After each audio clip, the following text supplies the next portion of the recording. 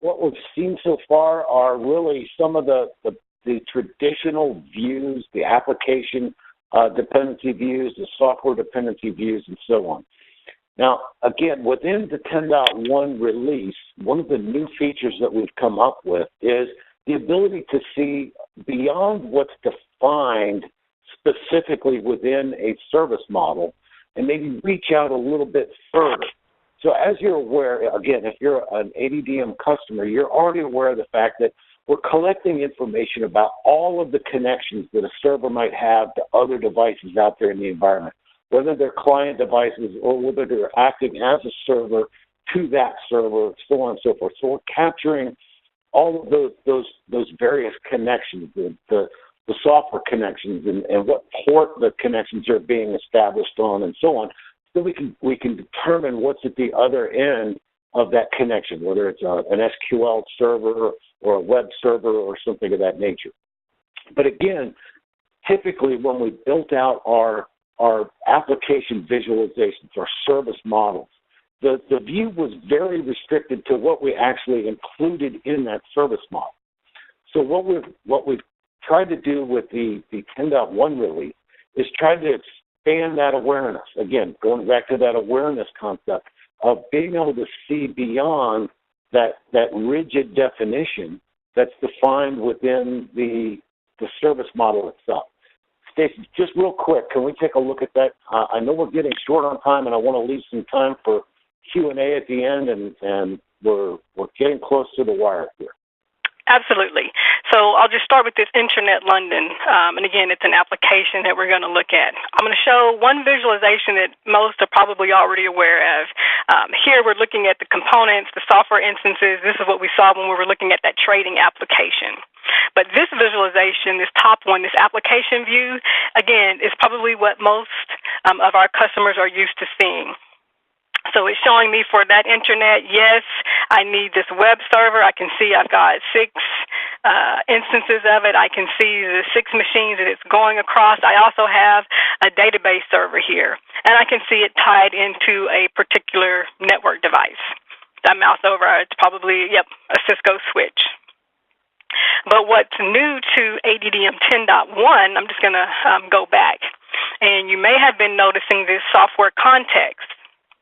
So what this is going to add to the equation, just draw this one up really quick, is other communications that are being had between that software. And let me just increase that a bit, and then I'll bring up your legend. Okay, so what we can see, again, we know that that particular application was communicating out to several web servers. So there's 2, there's 3, there's 4, and there's 2 more there at the bottom. We also saw that that web server was connected to a particular host, so that we can see easily from here as well. But what some of the things that we didn't see from that view, you can see this red, right? So this is dependent on that, or the web server service is dependent on that particular software instance. Fine and dandy. But the other thing that I can see here, you'll notice that triangle is a component. So this web server, while it is supporting my intranet, I have other websites that are running as a result of that web server being up. So here I can see an office server web service. I can see a corporate SP. I see my default website and something called My Sites. As we scoop that out a little bit further, let me just try to shrink it a little bit. What you'll notice here, as I'm going to the top, this says Microsoft Windows SharePoint Services. So that was, again, nowhere on that application view because I don't necessarily need that for my intranet to be up. But because my intranet is up, I can see someone has actually turned on those SharePoint services, and I have a SharePoint server 2007 that's running as well. So potentially someone is relying on those services to be available. And if we just, let's say, for example, take a particular server down, I'm impacting not only my intranet, but these other consumers of those SharePoint services. So that's the other thing that you get with this software context view. You get to see other software that is communicating, some observed communications that are happening between that software from this particular graphic. Okay. Thanks, Stacy. So again, to reiterate what we just saw is for those ADDM customers on the phone, you've now seeing the automatic grouping taken to the next level, right? So now we're able to see beyond that business service. When she highlighted and when she was in that business service and she selected the show software context, the little green box showed her where the focus of that context was and showed her all of the devices, all the software that are communicating back and forth within that grouping of machines, again, beyond what's defined rigidly in that service model. But again, there's potential there for impact, right? So if I take out that SharePoint server for whatever reason, if I take it down for maintenance or I take it down, what piece of the intranet is not going to be available for my internal users while that server is down or not in use? So that takes care of that. So there's a couple of other quick things that we want to cover. Again, the new scheduling capabilities, new scheduling options within the system. So one of the things that we've heard over and over again is that the scheduling is very rigid. When we run out of time, we have to stop the process. There's sometimes we want to be able to scan certain devices, but there are certain times where we absolutely can't scan the device because of the critical process that's running on that server at that time. We don't want to have any chance of impacting that process. So some of the scheduling options that have been added are the ability to schedule an exclusion range. So instead of having a rigidly defined exclusion associated with the ADDM server, now we can have dynamic exclusions based on the time of day, day of week, so on and so forth. We can also recognize the blackout schedules for things like our CMDB and the maintenance windows for that system, and have it automatically suspend the synchronization with the CMDB during that blackout window, and then have it resume at the end of that scheduling process. So again, a lot of new capability there around scheduling.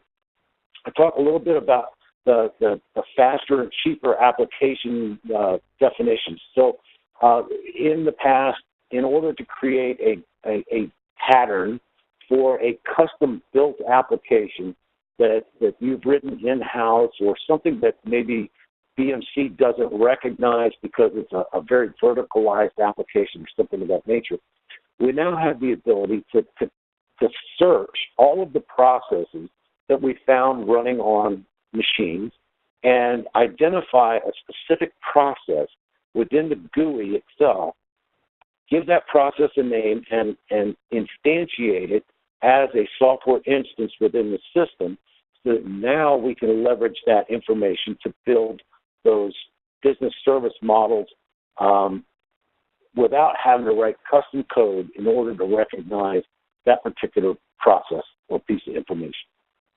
Again, I talked a little bit about the pre-discovery, allows us to go out and do a quick scan of the network, understand where the dark space is in those sparsely configured networks. The secure deployment, I cannot tell you how many times we've gone back to customers several months after the implementation, and they're still running the standard system user, the standard root user, and the standard application user passwords on the appliance after they've been running it for months. Now, that's not everybody, but it's easy to overlook things of that nature. What we're doing at this point is now we're forcing a secure deployment. So once the first time you try to log into the base appliance itself, you're going to be asked to change the password for that user. The first time you log into the console as the system user, you're going to be forced to change the password for that user. And it has to be a complex password. It can't be something really simple that could be easily guessed. So we're really taking the security, seriously into the product. Again, we've now enabled the ability to run the product in a FIPS 140-2, secure encrypted environment, as well as being able to meet, very, very strict standards, assigned by the Department of Defense and some of our intelligence agencies. And finally, there's we've improved the integration with Atrium Orchestrator. Atrium Orchestrator is a product that allows us to do remote executions of commands and processes and capture data and manipulate the data and store the data in other places. But what it allows us to do now is to leverage the Atrium Orchestrator to execute almost any of the command line functions that are available in the ADDM appliance itself. That might be cleaning up old data stores. It might be, refreshing something or starting a process or killing a process, or any number of different things that we can now do an automated function leveraging the Atrium Orchestrator.